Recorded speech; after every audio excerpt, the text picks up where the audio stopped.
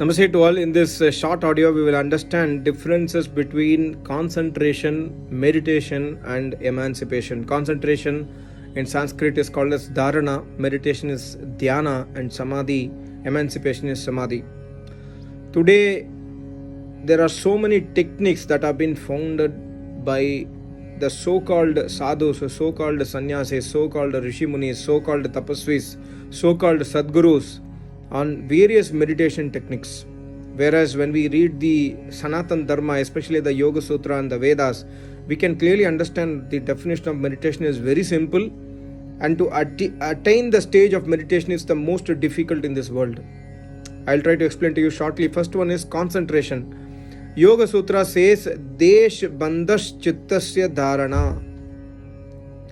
Desh means a part in our body. Desh means it could be navel, it could be the point between the eyebrows, it could be the tip of the nose or tip of the tongue or the heart, etc. Desh. Bandasya means to tie. Chittasya means the chit or the thinking principle or the mind, we can say. To tie the mind firmly to any portion of the body is called as concentration or dharana. So to develop concentration, we have to go to an acharya to understand what is dharana, how to do concentration on the part of the body, because the Sanatan Dharma is very clear that never do concentration on a point in the wall or light a lamp and do concentration or keep a statue and do concentration extra. This is against the Vedas, against the Sanatan Dharma. So concentration is always on inside our body, because inside our body only we are present.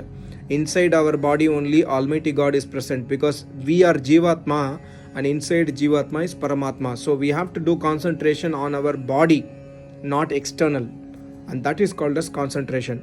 And what happens is, when we attain the perfection in concentration, that means when we do concentration, we have to do name jap of Almighty God. When we do name jap of Almighty God continuously for several years, every day, morning and evening, we will achieve perfection in concentration. What will happen at that point of time?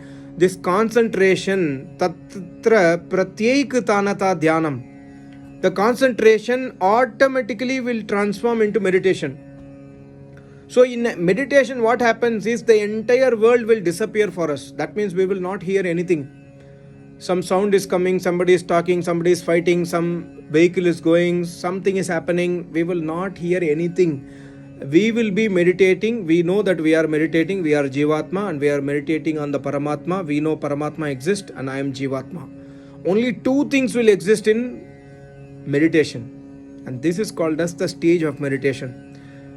So the second thing is Almighty God, the first thing is ourselves. So without understanding who are we, without understanding what is Almighty God, who is Almighty God, if somebody teaches us meditation, then he is actually cheating us. He is cheating Almighty God. And the definition of Almighty God is nowhere available except other than in Vedas, and Vedas is nowhere available except other than with a Samadhist yogi. So we have to be very, very careful in choosing our Acharya, choosing our Guru, Sadguru, etc., who has mastered the Ashtanga Yoga philosophy, who has mastered the Vedic philosophy, Vedic Sanatan Dharma. From him only we should learn the concentration, dharana. And after that, from dharana, it will automatically, my Acharya always says, you don't need to understand meditation.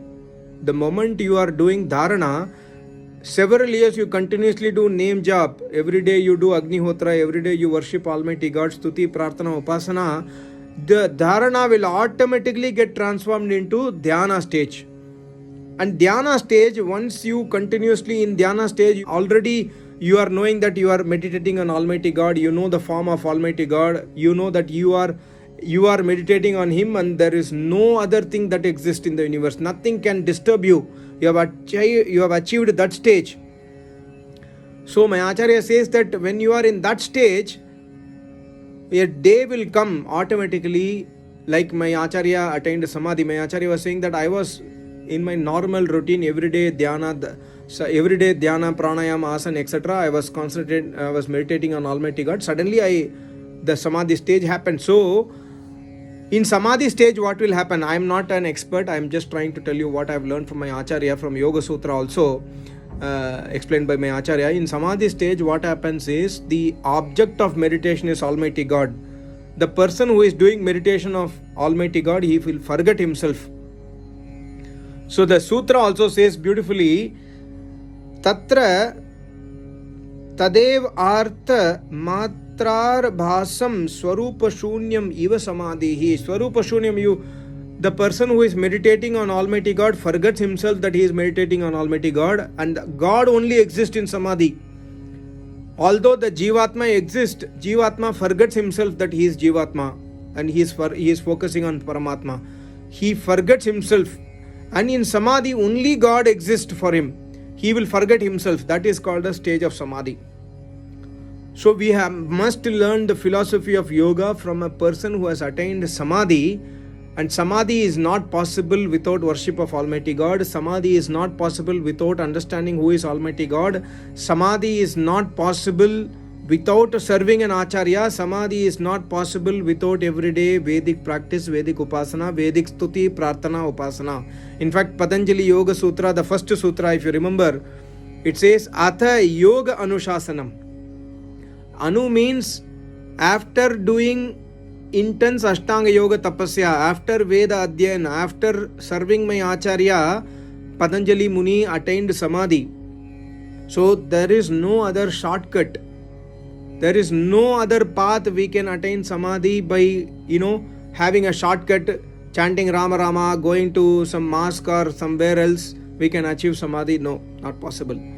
The route is always straight, and the route is made by Almighty God. We cannot have a shortcut. So we must always obey, serve an Acharya, listen Vedas from him. Why we should listen Vedas? Because in Vedas only we can understand what is right, what is wrong, what is Shubh Karma, what is Ashubh Karma, what is pious deeds. All those things we can understand only from Vedas. And only from Vedas we can understand who is Almighty God. What are his qualities? What is the definition of Almighty God? All those things are understood only from the Vedas. So listening Vedas is the first step. Then practicing Yam Niyam, practicing non-violence, practicing to speak truth, practicing to do brahmacharya in our life. So Yam Niyam has to be done. Then everyday worship of Almighty God, pranayama, indri sayam, control of senses. Then only the stage of concentration will happen. After concentration, meditation. After meditation, then Samadhi will happen. There is no other shortcut. So please do not believe in so-called gurus who are telling that I will teach you for 500 rupees, 1000 rupees, come to me every week, I will teach you what is meditation. Everybody is bullshitting because they are not teaching you Vedas. If they are teaching you Vedas, it's fine. Then probably he has some concept, he has learned it from his Acharya, probably he is right. But if somebody is not teaching you Vedas, somebody is not talking about Almighty God, then he can never teach us meditation or concentration or about Samadhi, etc. Thank you so much. Namaste. Om.